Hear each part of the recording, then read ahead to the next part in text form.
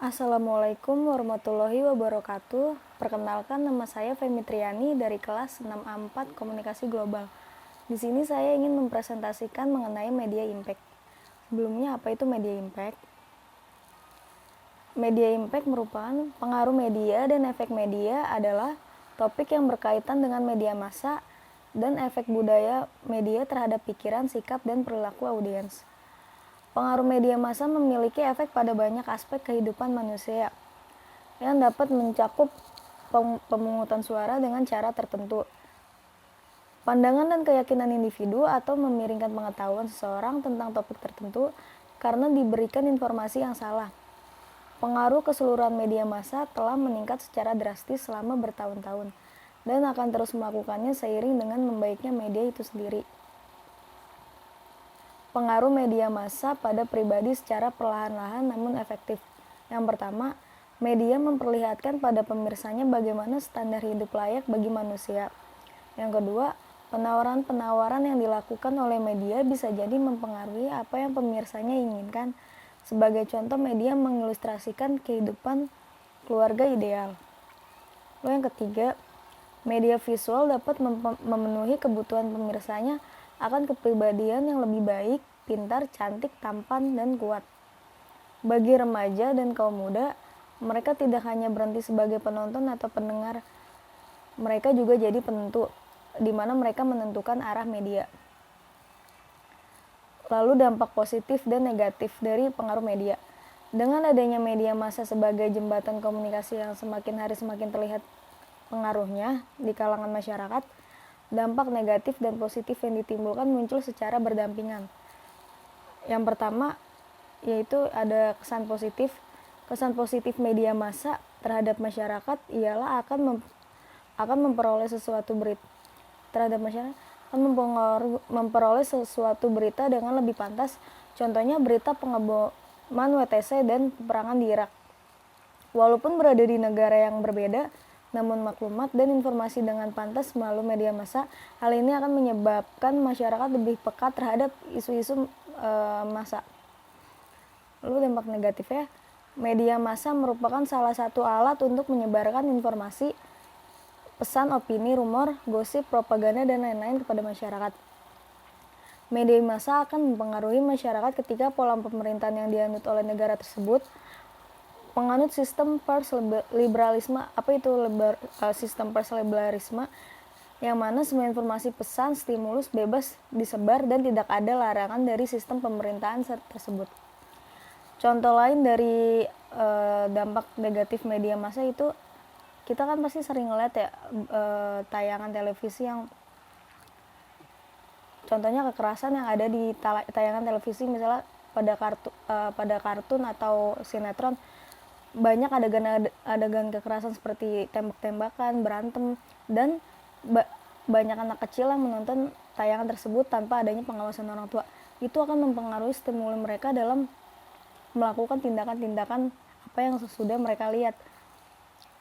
Nah, itu termasuk dampak negatif dari media massa.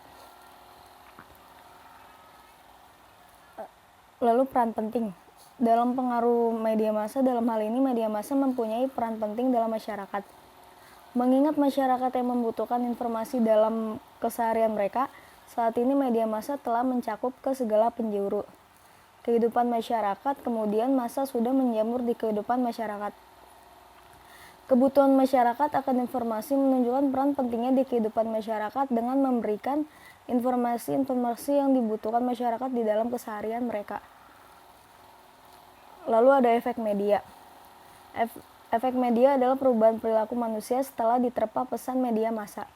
Menurut Donald F. Roberts, Scrum and Roberts tahun 1990, karena fokusnya pada pesan, maka efek haruslah berkaitan dengan pesan yang disampaikan media massa tersebut.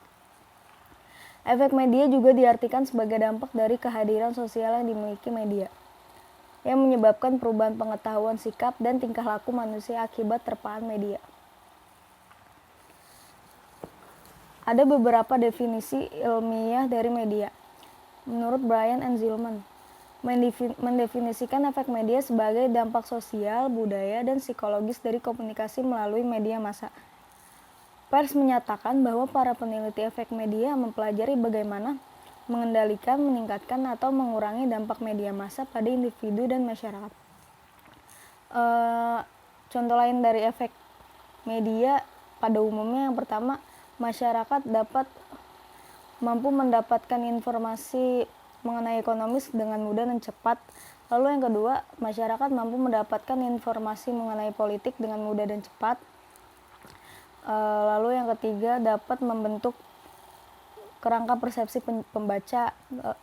Terus yang keempat, masyarakat mampu menentukan topik tertentu. Lalu yang kelima, dapat meringankan biaya yang diinginkan oleh media massa itu. Lalu ada teori efek media. Efek media tingkat mikro. Orang ketiga, individu sering keliru percaya bahwa mereka kurang rentan terhadap efek media daripada yang lain. Sekitar 50% anggota dalam sampel tertentu rentan terhadap efek orang ketiga, meremehkan tingkat pengaruhnya. Yang kedua, priming. Ini adalah konsep yang berasal dari model jaringan memori yang digunakan dalam psikologi kognitif. Dalam model ini, informasi disimpan sebagai node yang dikelompokkan dengan node terkait oleh jalur terkait. Terus yang ketiga, pembelajaran sosial. Miller dan Donald pada tahun 1941 melapori teori pembelajaran sosial dengan temuan mereka bahwa individu tidak perlu bertindak secara pribadi untuk mempelajarinya. Mereka dapat belajar dari pengamatan. Lalu yang terakhir, kekerasan media. Efek dari kekerasan media terhadap individu memiliki banyak dekade penelitian.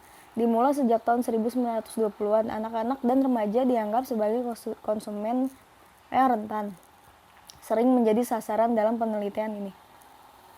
Yang terakhir, teori kontemporer. Teori kontemporer yang berkaitan dengan pengaruh komunikasi massa. Yang pertama, teori pembedaan individu. Menurut teori ini terdapat adanya kecenderungan baru dalam pembentukan perilaku seseorang melalui proses belajar, adanya perbedaan pola pikir dan motivasi. Lalu yang kedua, teori hubungan sosial. Menurut teori ini, kebanyakan masyarakat menerima pesan yang disampaikan media. Banyak diperoleh melalui hubungan atau kontak dengan orang lain. Lalu yang ketiga, teori norma-norma budaya. Teori ini menganggap bahwa pesan informasi yang disampaikan oleh media massa dengan cara-cara tertentu dapat menimbulkan tafsiran yang berbeda-beda.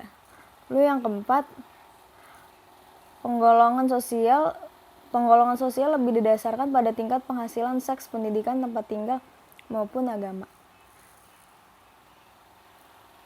Sekian presentasi dari saya, kurang lebihnya mohon maaf. Wassalamualaikum warahmatullahi wabarakatuh.